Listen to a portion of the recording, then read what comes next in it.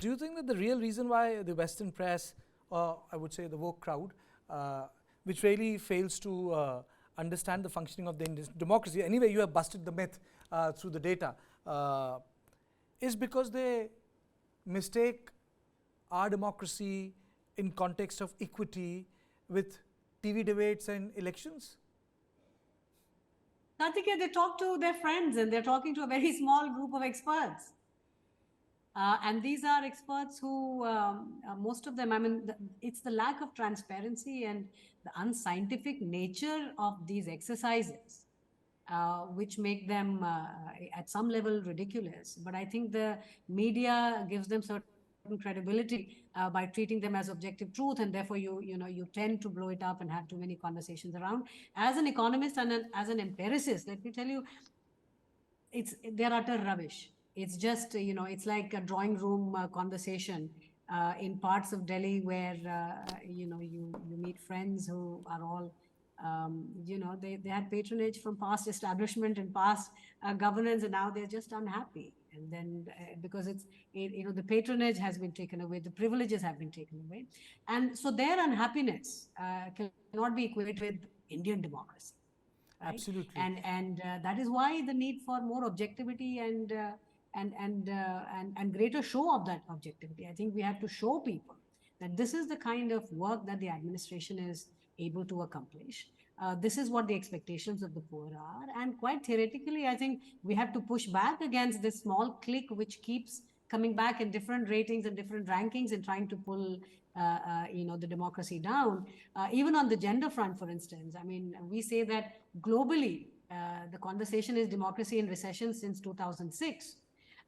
Except when you look at Indian democracy, you have massive rise in women voters making an impact where political parties are responding to them in the provision of public goods.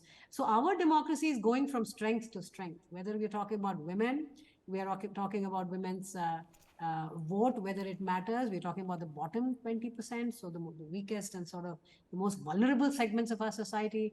There is absolutely no discrimination as far as administration is concerned, number one. Number two, massive increase in amenities, which means improvements in dignity and basic quality of life of the weakest segments of our society. Now, none of this is showcased when you talk to 25, 30 people, which is usually the sample size, who tend to be friends and relatives and chums of people who have lost privilege. So we cannot equate those two. So there is an econometric analysis and a sort of a criticism for what those methodologies try and achieve in equating India 900 million and Norway 400 million, Kingdom of Norway, with Indian democracy. It's laughable. But while I can do that as an economist, I think it's very important to look at the data and show to people what is the work that is being achieved. And also, I think it is publicly available data.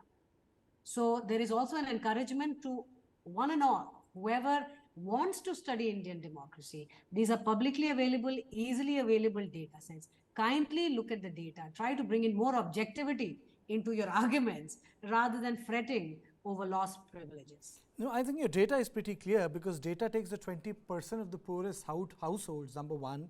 It's a publicly available data. It's not something which has been secretly manufactured.